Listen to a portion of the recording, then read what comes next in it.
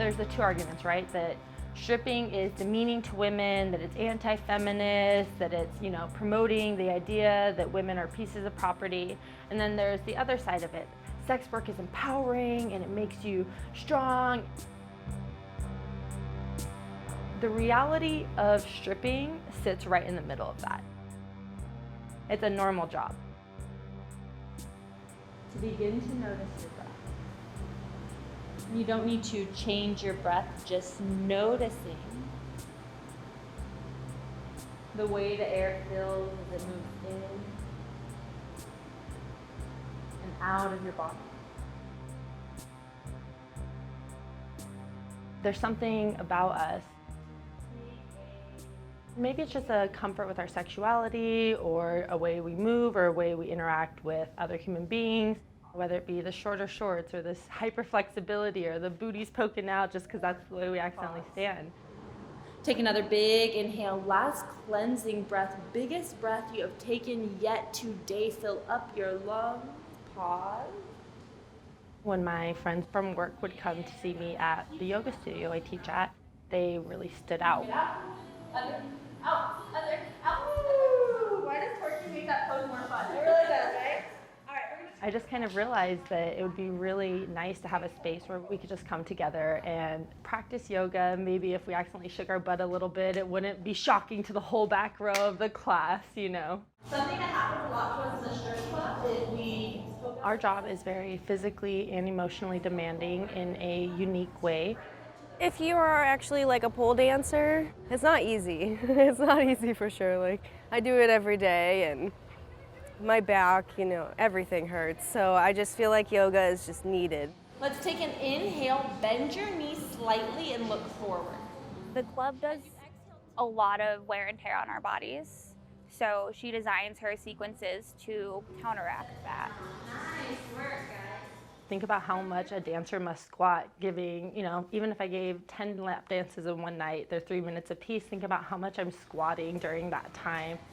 We're standing all the time and we're doing so in 6, 8, 9-inch heels. We need more restorative healing poses.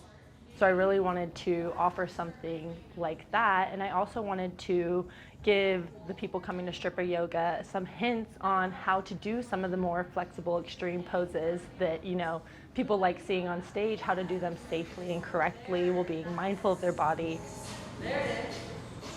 So a lot of people have been asking me how Strippa Yoga went, and the answer is that it went incredible! I am so grateful to all of you wonderful, gorgeous strippers who came and hung out. Thank you to everyone who showed some support. When I met her, I literally could not get the smile off my face. She's literally like a light that walks in the room. She's so positive and she's so nice to everybody. She's not judgmental at all. My name is Jessica Kind. I am the founder of Strippa Yoga. I have been teaching yoga for about 4 years now. I have been stripping for nearly a decade. When you think about the most commonly reported nightmares, what's a totally stereotypical one? Being naked in front of your peers, right? And here we are, we're naked in front of our peers and we're pay me, And so we're living people's worst nightmare and we're literally making people give us money for it.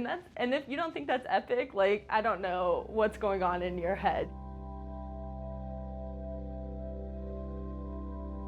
I come from a really loving family, but we also grew up very poor. I'm sure they wanted to be able to give me the kind of life where they were going to pay for me to go to college or pay for my rent or buy me my first car. It just was never going to be an option for them. I first went to a strip club. I was 16 years old. There were, people on stage just doing their own thing, lots of different styles, music, enthusiasm, and I saw, my 16-year-old mind. I saw these girls on stage, shaking it and making what at that time, I worked at Denny's, a significant amount of money. And so that light kind of clicked on my head that, that could be something that I could do when I turned 18. It was an option for me. And I just thought I was gonna go in there and I was gonna be the hottest, coolest girl ever. Like, I'm 18, I just think I'm gonna go in there and just rock everyone's world. And that's just not the way it goes down when you're a baby stripper. I went in there and I tripped a bunch and was awkward and weird and wasted my time. And me being as friendly as I am, I was just in there like, hey girls, like, you wanna be my best friend? And they're like, I'm trying to work. It was all kind of like uphill from there, you know? Forward, push your right shoulder back, and then maybe look over your right shoulder. Be gentle. It's very early in practice. Stripping gave me an option. I gave me a house. It gave me food. It paid my bills for the last 10 years. It gave me boundaries. I have really strong boundaries. It's given me the best friendships I've ever had. I have been friends with Jessica since I started dancing in September. So when she started it, I was one of the first people she invited because I was a baby stripper. I didn't really know what I was doing. She was like, hey, come on, this is a really good environment to kind of let go of all the energies of the strip club because sometimes it can be really crazy in there.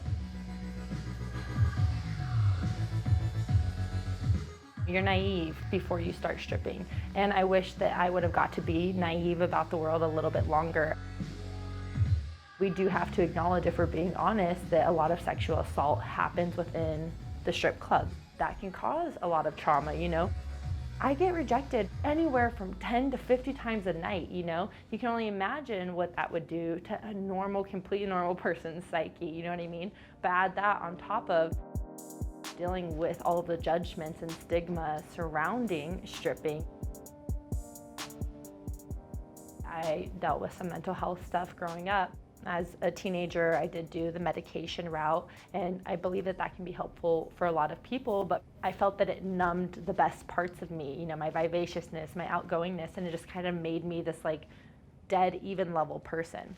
So I stopped taking those, but I was still dealing with depression, anxiety.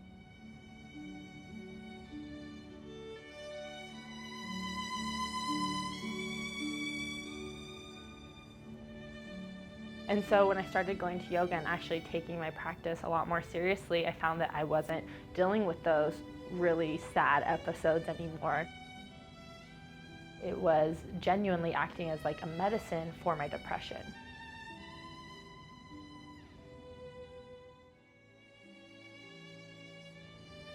What's cool about Strippa Yoga is that we're giving people yoga. And what yoga does is kind of gets us to a point where we are able to slow down our mind enough to kind of understand where a lot of our feelings are coming from. When I slow down my mind enough to realize I'm not ugly, people are weird, and maybe I need to work on my sales techniques a little bit more.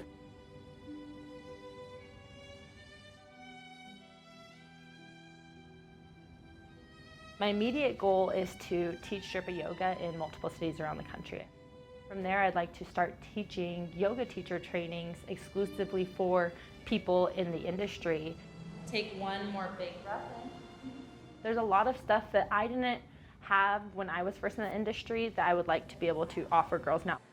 There's not a lot of resources for girls in this community. It's kind of you learn as you go, but with Strippa Yoga, you have someone who you can fall back on and depend on. They're there, they're your family. Society views you different when you're a stripper. So I've had to navigate the last 10 years, my entire adult life, navigate a society that overall hates me and still like hold my head high. I get passionate about it because I love these girls so much. Like, these girls are just some of the most like incredible beings, like soft, beautiful souls. How people are able to like dehumanize somebody just based on them being sexual beings when we're all sexual beings. Like, I just can't really comprehend that. There's an energy living within you. That same energy lives within you. At the source of this energy, dwelling within us, you and I are one.